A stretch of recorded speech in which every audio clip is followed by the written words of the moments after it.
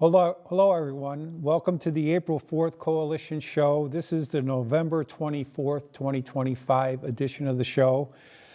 The April 4th Coalition's mission statement is, we are for workers' rights and collective bargaining rights, and we're against tax breaks for the rich and corporations who ship our jobs overseas. We endorse the Universal Declaration of Human Rights. We encourage you to read them all, but as is our custom, it is our custom to put a focus on Article 23. Number one, everyone has the right to work, to free choice of employment, to just and favorable conditions of work, and protection against unemployment. Number two, everyone, without any discrimination, has the right to equal pay for equal work. Number three, everyone who works has the right to just and favorable remuneration, ensuring for himself and herself and his family and her family an existence worthy of human dignity, and supplemented, if necessary, by other means of social protection. And then number four, everyone has the right to form and join trade unions for the protection of his or her interests. So I want to thank you. I want to thank everyone here at Northern Berkshire Community Television for helping us put this show on, especially Nicole Brown, Matthew Tucker, and Stephen Begorn.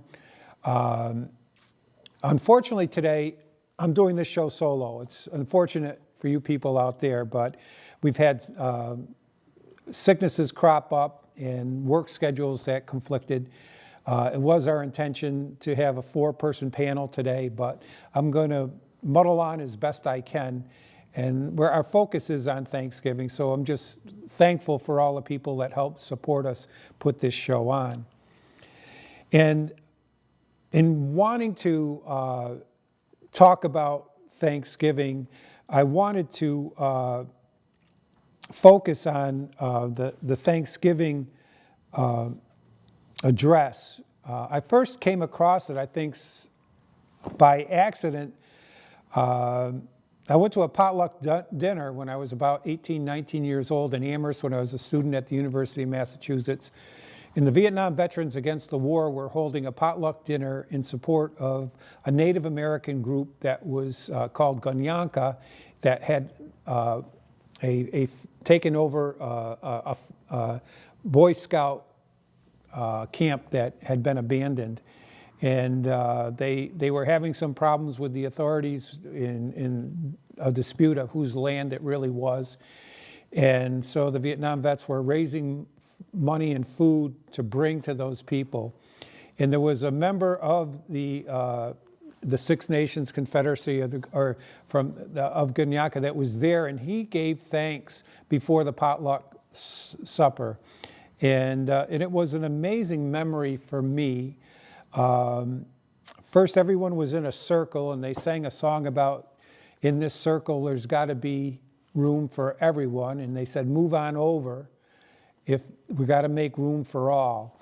And he gave this Thanksgiving, though, and I was just amazed at, he went through this whole thing. And now what I come to find out, I had a friend that gave me this book. Dan Toomey gave me this book. He sent it to me. It's Braiding Sweetgrass by Robin Wall Kilmer. And in it, it has the Thanksgiving address. So I'm going to show a video about the Thanksgiving address that I found on YouTube, and then I'll read some of it.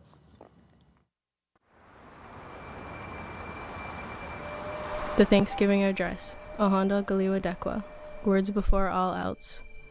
These words of thanksgiving come to us from the native people known as the Haudenosaunee, also Iroquois or Six Nations, Mohawk, Oneida, Cayuga, Onondaga, Seneca, and Tuscarora of upstate New York and Canada.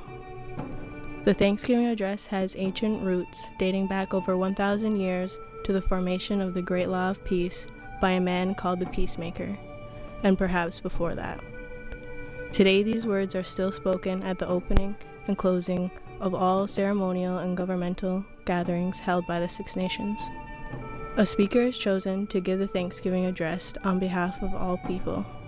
They choose their own words, for we are all unique and have our own style, but the general form is traditional. It follows an order in which we can relate to all of the creation. The address is based on the belief that the world cannot be taken for granted, that a spiritual communication of thankfulness and acknowledgement of all living things must be given to align the minds and hearts of the people with nature. This forms a guiding principle of culture. We believe that all people at one time in their history had similar words to acknowledge the works of the Creator. With this in mind, we offer these words in written form as a way to reacquaint ourselves with this shared vision. You are invited, encouraged to share in these words, that our concentrated attention might help us to rediscover our balance, respect, and oneness with nature. Now our minds are one.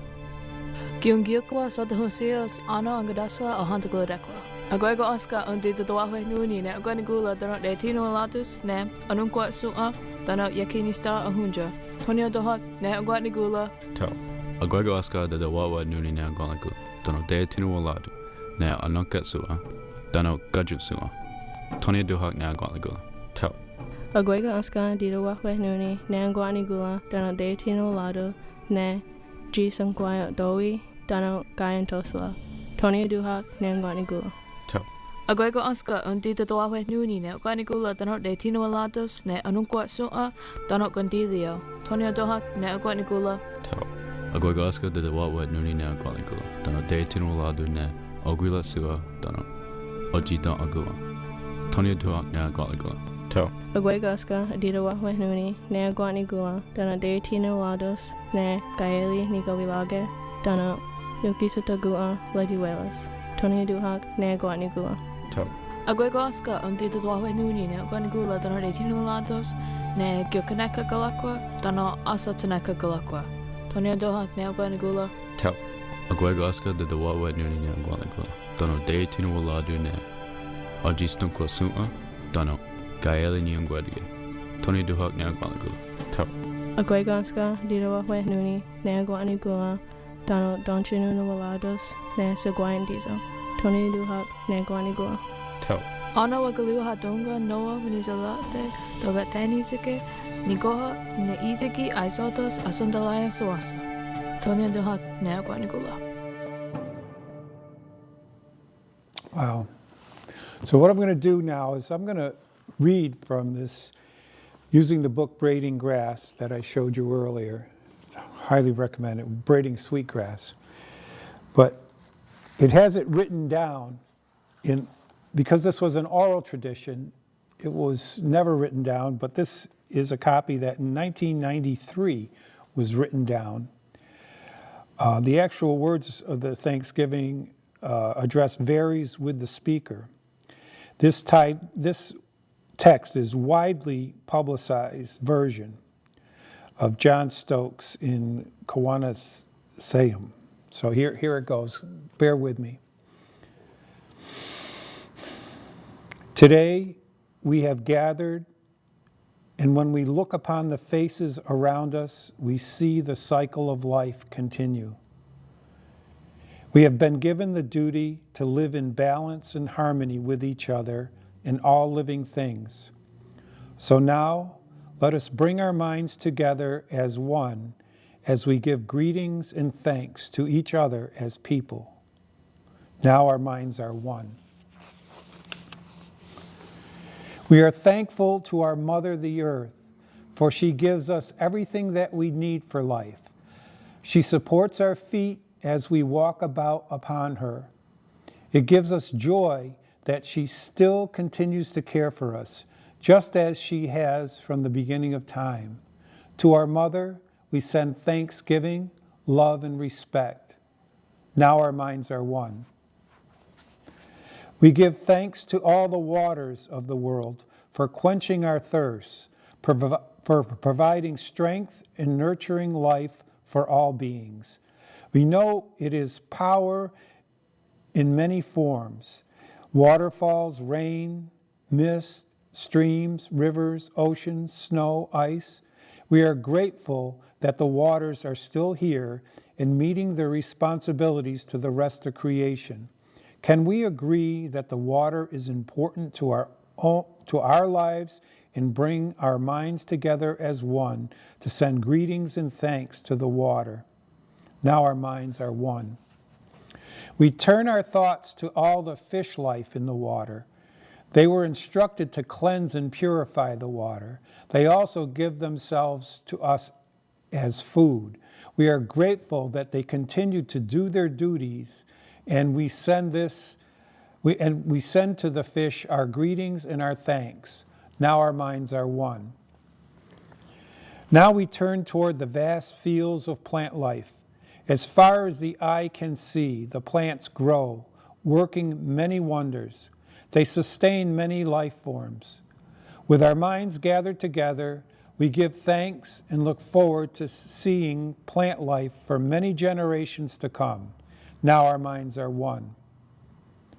When we look about us, we see the berries are still here, providing us with delicious foods. The leader of the berries is the strawberry, the first to ripen in the spring.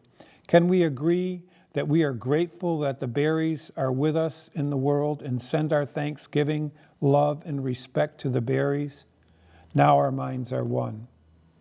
With one mind, we honor and thank all the food plants we harvest from the gardens, especially the three sisters who feed the people with such abundance. Since the beginning of time, the grains, vegetables, beans, and fruit have helped the people survive. Many other living things draw strength from them as well. We gather together in our minds all the plant foods and send them a greeting and thanks. Now our minds are one. Now we turn to the medicine herbs of the world. From the beginning, they were instructed to take away sickness. They are always waiting and ready to heal us. We are so happy that there are still among us those special few who remember how to use the plants for healing. With our minds, we send thanksgiving, love, and respect to the medicines and the keepers of the medicines. Now our minds are one. Standing around us, we see all the trees. The earth has many families of trees, for each have their own instruction and uses. Some provide shelter and shade, others fruit and beauty, and many useful gifts.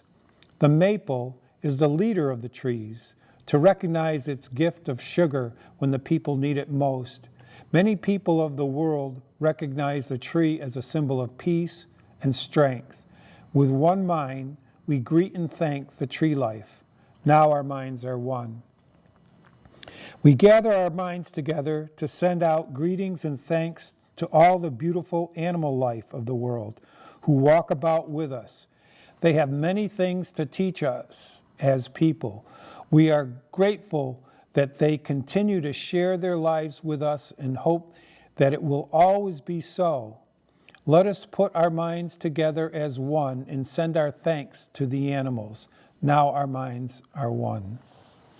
We put our minds together as one and thank all the birds who move and fly about over our heads. The Creator gave them the gift of beautiful song. Each morning they greet the day and with their songs remind us to enjoy and appreciate life. The eagle was chosen to be the leader and watch over the world. To all the birds, from the smallest to the largest, we send our joyful greetings and thanks, and now our minds are one. We are all thankful for the powers we know as the four winds. We hear their voices in the moving air as they refresh us and purify the air we breathe. They help to bring the change of seasons. From the four directions they come, bringing us messages and giving us strength. With one mind, we send our greetings and thanks to the four winds. Now our minds are one. Now we turn to the west, where our grandfathers, the thunder beings, live.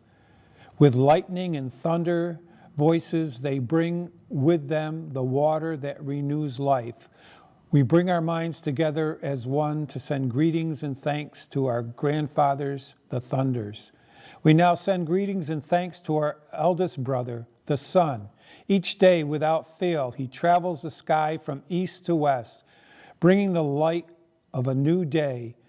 He is the source of all fires of life. With one mind, we send greetings and thanks to our brother, the sun. Now our minds are one. We put our minds together and give thanks to our oldest grandmother, the moon, who lights the nighttime sky. She is the leader of women all over the world, and she governs the movement of the ocean tides. By her changing face, we measure time, and it is the moon who watches over the arrival of children here on earth. Let us gather our thanks for Grandmother Moon together in a pile, layer upon layer of gratitude, and then joyfully fling the pile of thanks high into the night sky, that she will know. With one mind, we send greetings and thanks to our grandmother, the moon. We give thanks to the stars who are spread across the sky like jewelry. We see them at night, helping the moon to light the darkness and bring dew to the gardens and growing things. When we travel at night, they guide us home. With our minds gathered as one, we send greetings and thanks to all the stars. Now our minds are one. We gather our minds to greet and thank the enlightened teachers who have come to help throughout the ages. When we forgot how to live in harmony, they remind us of the way we were instructed to live as people. With one mind, we send greetings and thanks to these caring teachers. Now our minds are one. We now turn our thoughts to the Creator, the Great Spirit, and send greetings and thanks for all the gifts of creation. Everything we need to live a good life is here on Mother Earth. For all the love that is still around us, we gather our minds together as one and send our choicest words of greetings and thanks to the Creator. Now our minds are one. We have now arrived at the place where we end our words. Of all the things we have named, it is not our intention to leave anything out.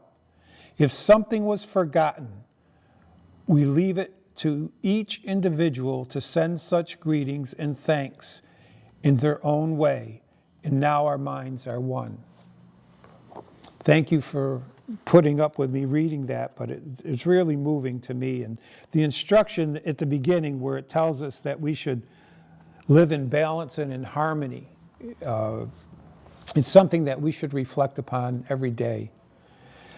Not only this Thanksgiving address, but with the Six Nations Confederacy, teaching us how to give thanks, and they always used it in their meetings. There's also something that we should be grateful to for the Six Nations Confederacy. It's that our founding fathers were able to go to the Six Nations Confederacy and witness how they ran their nation or their confederacy, and they used those ideas to write our Constitution. And so I have a short video here that I got on YouTube. It's called the Iroquois Confederacy. Let's watch that video.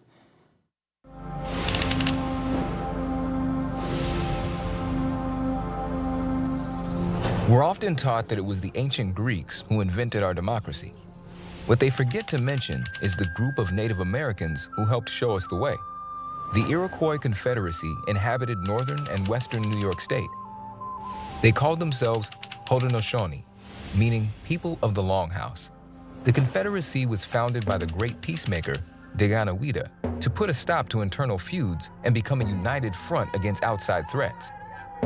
Each tribe had a voice, and while many issues were addressed at a local level, major decisions like defense were made as a whole. They even had a constitution known as the Great Law of Peace. For the framers of the U.S. Constitution, they were an inspiration, a real-life example of how democracy could and should work. But the Founding Fathers didn't just stumble upon the ideas from the Iroquois Confederacy. The information was shared by the members of the Iroquois themselves. They attended the Albany Congress in 1754. when Benjamin Franklin, inspired by the Iroquois Confederacy, submitted what became known as the Albany Plan of Union.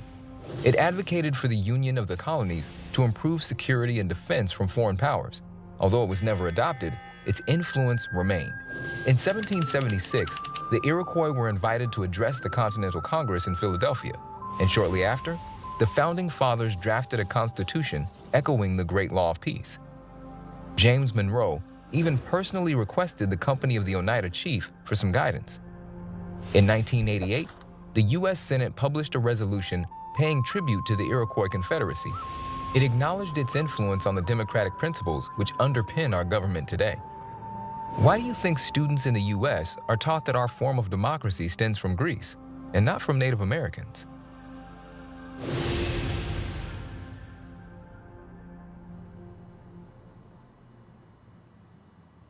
That's an interesting question. Why do you think that we choose to pick the Greeks rather than the Iroquois Confederacy? My feeling is that it's a European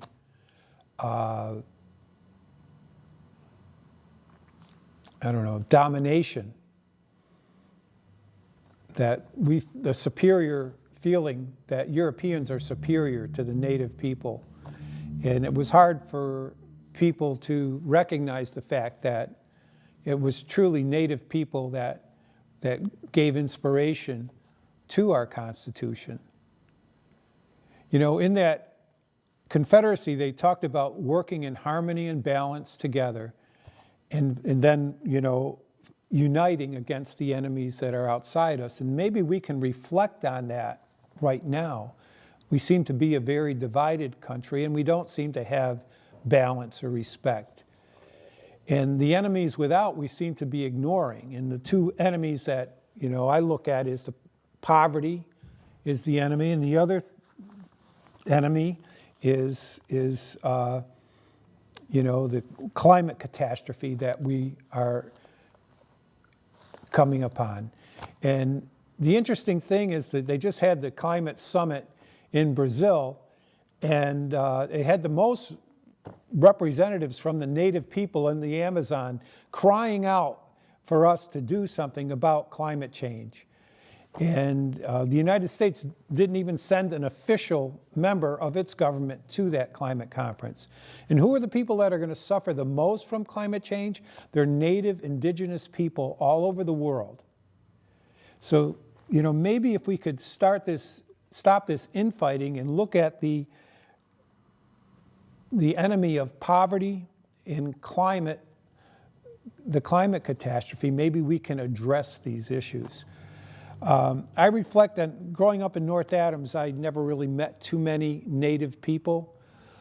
But one time I did in high school. There was this young lady that came to our high school for a short time, and her name was LaDonna Bravebull. And I never really spoke to her, but she stuck out, as someone that wasn't, born in North Adams, and there weren't a lot of Native Americans that I knew of at Drury High School. Well, then in 2016, I listened to Democracy Now!, and there was a woman, LaDonna Bravebull Allard, speaking, and she was one of the leaders of the water protectors in the Dakotas fighting the Dakota Access Pipeline. And I contacted her through email, and indeed she was the LaDonna Bravebull that came to Drury High School here in North Adams. So in the Thanksgiving spirit, I do want to give thanks and remembrance because LaDonna passed away 4 years ago. She was a victim of brain cancer. Before we had a chance to have her come back to North Adams. We had made plans of that, but she took ill. But I want to show a couple videos. There's one video that talks about LaDonna Bravebull. She addresses people about the Dakota Access Pipeline. Let's hear what she had to say. Good evening. My name is LaDonna Bravebull Allard. I am the owner of the land that the Sacred Stone Camp is located on. We have established a camp April 1st, 2016 to do our best to pray to stop Dakota Access Pipeline. This pipeline is located right off my land, and we are looking for ways to change the attitude of how people look at pipelines and oil. And for us, the most important thing in our lives is water. We cannot live without water. Water is the essence of life. Without water, nothing lives. No humans live, no people live, no animals live, no plant lives, because we need water. And so if this proposed pipeline goes to right across my land, it'll destroy my water. It'll destroy everything that's beautiful here. And so I am asking anybody who is willing to stand with us to say that water is important, to come stand with us. If you are in your own areas, please pray for us. If you can, help us. Right now we have a couple thousand people here, and so we need help with water, with food, with basic camping skills like sleeping bags and blankets and tents. What has happened here is overwhelming and amazing, because it's not about Native people, it's about people. Everybody came to stand together. This is so healing for everything we have in this country. We need to stand together to change the world. Wonderful words from LaDonna Brave Bull Allard. That was in 2016, I believe. And then she passed away in 2021. They made a parting video in memory of LaDonna Brave Bull Allard, and let's see what she had to share in her last few days. For me, what DAPL brought was new family, old family, family I never thought of before, family that loves the earth. If you want people to hear you, you must be vulnerable. That's a bad word. People don't like to be vulnerable. But when you open yourself to being vulnerable, you open your heart. I think that today is a great victory only within ourselves. Take a moment, enjoy something today. Take a moment and look at that pretty little baby smile. Take a moment and look at a grandma's wisdom, because she is so filled. Always look for beauty. It's all around us. Oh, Medakiase.